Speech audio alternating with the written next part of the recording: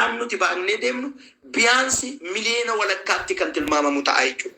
Galanni Waaqayyoof haa ta'u. Kanaafuu waan Waaqayyo tola nuu kenne kana gatii guddaatti kennuun gaariidha. Isa qabaachuun immoo milkaa'ina goonee ilaaluun baay'ee murteessaadha jechuudha. Inni kan biraani milkaa'ina maatiiti. Milkaa'ina maatiiti gaafa isiniin jedhu maatii ofii akka ta'utti gaggeessu, akka ta'utti bulchuu, gaa'ilaan eebbifamu, daa'imaan eebbifamu. Inni kun milkaa'ina foonii jedhama. Milkaa'inni foonii kun barbaachisummaa isaatti fufnee walii wajjin ilaalla. Inni kan biraan milkaa'ina hojiiti. Milkaa'inni hojii namni hojii irratti bobba'e hundumaa keessatti fiixa bahu sistem ta'uutu sarra jiraata. Galanni guddaan Waaqayyoof haa ta'u. Namichi fiixa bahu kun maalinni badhaadhummaa qabaa jechuudha. Inni arfaffaan maalinni milkaa'ina maallaqaati.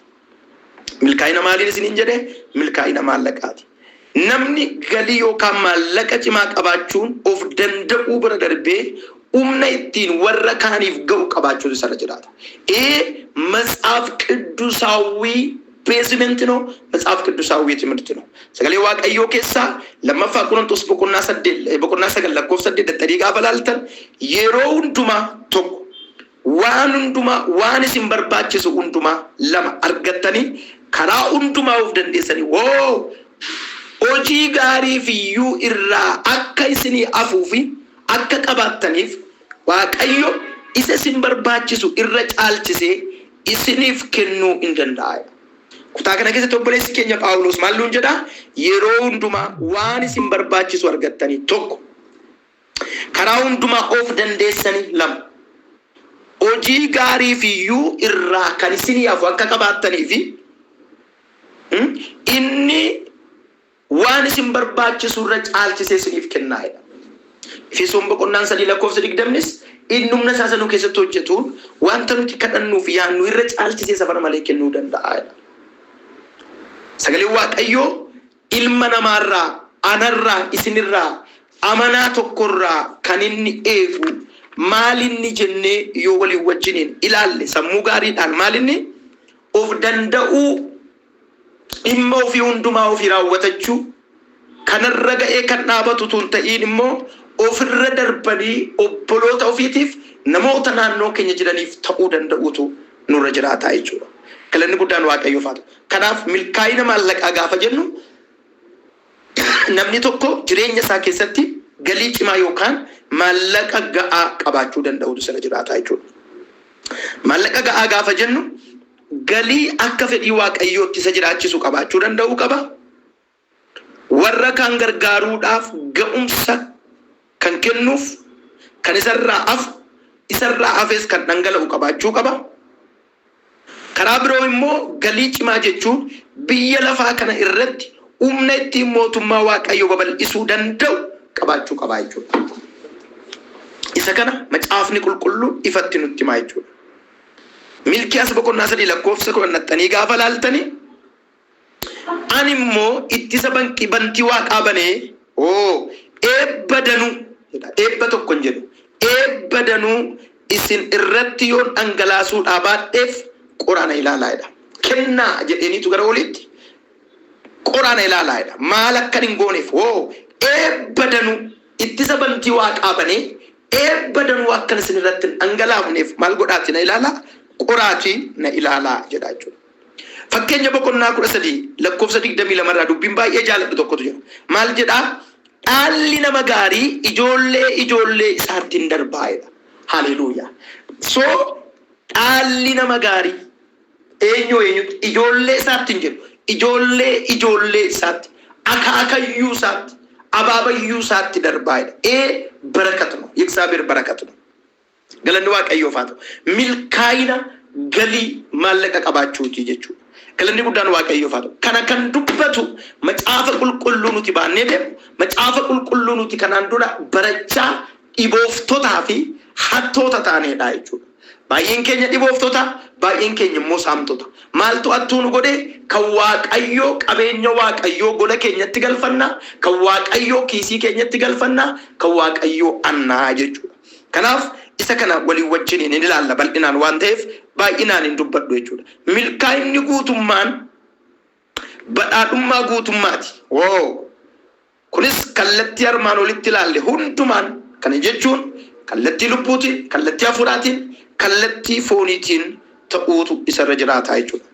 Isaan kana keessaa tokko taana yookiin lubbuu hafuurri gammadanii hafuurri foon hin jiru taanaan, foon gammadee hafuurri gammadee lubbuun hin jiru taanaan, lubbuu fi foon gammadanii hafuurri hin jiru taanaan badhaadhummaa waliigalaa qaba namni kun jennee dubbachuu maaliin goonuu hin dandeenyu jechuudha. Isa kana sagalee Waaqayyoo ifatti nutti himaa jechuudha. Dhugaa guddaan as gubbaatti hubachuu dandeenyu inni kan biraan immoo maalinni badhaadhummaan macaafa qulqulluu badhaadhummaa waliigalaati. Malee badhaadhummaa yookaan dhimma qarshii yookaan qabeenya kuufachuu qofaa miti jechuudha. Kanaaf baay'inni qarshii yookiin qabeenyaa qofaa isaa eenyuun iyyuu hiika jireenyaa akka inni jiraatu isaan godhu jechuudha. Qabeenya nu barbaachisa, maallaqa nu barbaachisa, maallaqni qofaa isaa garuu hiika jireenyaa hin ta'u jechuudha. Kana jechuun kun maal jechuudha? Maallaqni jireenya hin ta'u, maallaqni fayyaa hin ta'u, maallaqni hiriyaa hin ta'u, maallaqni gaa'ila yookaan daa'ima yookaan maatii hin ta'u, haadha abbaa hin ta'u, maallaqni gammachuu yookaan nagaa hin ta'u jechuudha. Qofaasaa yoo Waaqayyo keessa jiraatee fi Waaqayyo gaafa jedhu milkaa'inni hafuuraa, milkaa'inni lubbuu, milkaa'inni foonii yoo walii wajjin jiraatanidha jechuudha. Dhugaa kana gooftaan keenya Yesuus Kiristoos dubbii wangeela Luqaas boqonnaa 12:15 irratti dubbatuun akkas jedhee nu barsiiseera jechuudha. Kanatti fufee hunduma isaaniitiin ilaalladhaa. Sassata hundumattis of eeggadhaa. Maalirraa? Sassata. Nagaa jechuu dhabuurraa. Nan qaba jechuu dhabuurraa. Waaqayyo naa kenne jechuu dhabuurraa. Obboleessa koon gargaara jechuu dadhabuurraa. Hojii wangeelaan hojjedha jechuu dadhabuurraa. Waan hundumaa korojoo koottaa galu jechuurraa of eeggadhaa. Itti fufee maal jedhaa? Jireenyi eenyuu illee baay'ina qabeenyaa irra hin dhaabatu. Qabeenyi nu barbaachisaa qabeenyi qofaasaa garuu jireenya hin ta'u. Bareechinee beekuu qaba. Namoonni tokko yoo hojiin hin jirre gaa'ila maalan itti godhaa? Yoo hojiin hin jirre daa'ima maalan itti godhaa? Yoo hojiin hin jirre fira maalan itti godhaa? Qabeenyi qofaasaa fira hin ta'u. Bakka firaa, bakka gaa'ilaa, bakka daa'imaa, bakka jireenyaa gammachuu namaa hin ta'u. Qabeenyi garuu kan hundumaa keessatti nu barbaachisa. Iddoo isaatti qabeenyi qabeenya, gaa'illi gaa'ila, daa'imni daa'ima, maatiin maatiidha jechuudha. Akka namoota Waaqayyootti isa kana wal bira qabnee ilaaluu danda'utu nurra jiraata jechuudha. Obboloota koo jaallatamu yaada keenya gara walitti qabuutti gaafa fidnu du'uu fi du'aa ka'uu gooftaa keenya Yesuus Kiristoosiin kan amanaan argate yookaan Yesuus du'uu fi du'aa ka'uu isaatti kan amanaan hundinuu kan inni argate badhaadhummaa Waaqayyooti. Qabeenya utuu hin ta'in badhaadhummaa Waaqayyooti. Eebba argateedha. Efesoon boqonnaan 1:3 Waaqayyo eebba waaqarraa waan hafuuraa hundumaa nu eebbisee nuun jedha. Obboleessi keenya Salamoon immoo fakkeenya 10:26 irratti eebbi Waaqayyoo badhaadhaa nama godhaa'edha. Badhaadhaa jechuun immoo lubbuudha akkuma lubbuun namatti tole fooniin hafuuraan. Kana jechuun karaa hundumaan namatti tolu jechuudha jechuudha. Kanaaf egaa iyyuma jechuun kufaatii hafuuraa lubbuu foonii akkuma ta'e badhaadhummaa jechuun immoo ijaaramsa fayyaa ta'uu, nagaa ta'uu, lubbuu hafuuraa fi fooniitii jechuudha. Barumsa keenya guyyaa har'aa yookaan barumsa keenya kutaa lammaffaa kana keessatti kan nuti walii wajjin ilaalle waa'ee badhaadhummaa Waaqayyooti. Badhaadhummaan Waaqayyoo badhaadhummaa hafuura keenyaati. Badhaadhummaan Waaqayyoo badhaadhummaa lubbuu keenyaati. Badhaadhummaan Waaqayyoo badhaadhummaa foon keenyaati. Badhaadhummaa foonii gaafa jennu namni tokko karaa gurguddoo afuriin milkaa'aa ta'utu irra jiraataa jiru. Milkaa'ina qaamaa, milkaa'ina maatii, milkaa'ina hojii, milkaa'ina galii yookaan maallaqaatii jenna. Isa kana akkaataa sagalee Waaqayyootti hojjechuu fi facaasuudhaan kan nuti amannu jechuudha. Inni kan biraan milkaa'ina lubbuuti. Milkaa'inni lubbuu namni tokko Waaqayyo abbaa wajjiniin walitti araaramee sagalee Waaqayyoo dhaga'uu baruudhaan yaada sammuu isaatii, yaada garaa isaatii aareeffatee yaada Waaqayyoo duukaa bu'ee jiraachuu gaafa jalqabu milkaa'ina lubbuu milkaa'ee jennaa jenna. Inni biraan milkaa'ina hafuuraati. Milkaa'ina hafuuraa namni tokko gooftaa Yesuus Kiristoositti amanuudhaan cubbuu isaarraa dhiifama Waaqayyo gaafatee cubbuurraa gara qajeelummaatti, du'arraa gara jireenyaatti, firdiirraa gara bilisummaatti, garbummaa jalaa gara birmadummaatti darbuudhaan hariiroo Waaqayyoo wajjiniin qabu uummachuudhaan jenna. Hojiin kun hundinuu hojii waaqayyo karaa ilma isaa karaa Yesuusiin nu raawwateedha. Kanaaf aniif isin badhaadhoodha jechuudha. Kan nuti badhaadhoo ta'an immoo በመለኮታዊ በረከት ወይም milkaa'ina badhaadhummaa waaqayyootiin jechuudha. Badhaadhummaa waaqayyoo kana karaa Yesuusiin arganneerra. So akka namoota badhaadhanittoo maal gochuu qabna kan jedhu kutaa taanu keessatti walii wajjin ilaalla. Kan nuti barachaa jirru barumsa qajeelfama yookaan qajeeltoo facaasuu fi sassaabuuti. Kutaa lammaffaa keessatti waa'ee badhaadhummaa waaqayyoo waliin ilaalle.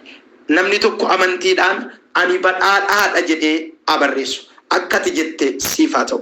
Galateeffannee barumsa keenyarraa asuma irratti kan goolamnu ta'a. Abbaa keenya galanni guddaan siif haa ta'u. Waan nutti dubbatteef ulfaadhu. Sagalee dhageenye kanaan jiraachuu akka dandeenyu nu gargaara. Sagaleen kee jireenya keenya keessatti ija haa godhatu. Sagalee kee nu keessaa hatuudhaan jireenya kan qabne akka jiraannu kan barbaadu macca hafuura ama maqaa kee maqaa Yesuusin raawwatee kan rukutame haa ta'u. Kana hunda waan gootuuf ulfaadhu maqaa Yesuus nama Naazreeti isa waaqarraa isa yeroo hundumaa itti naminnu jettu sanaan Amen. Eebbifamaa namoota dhiyyoota firootan keessaniif sheer godhaa yeroo gaarii qabaadhaa.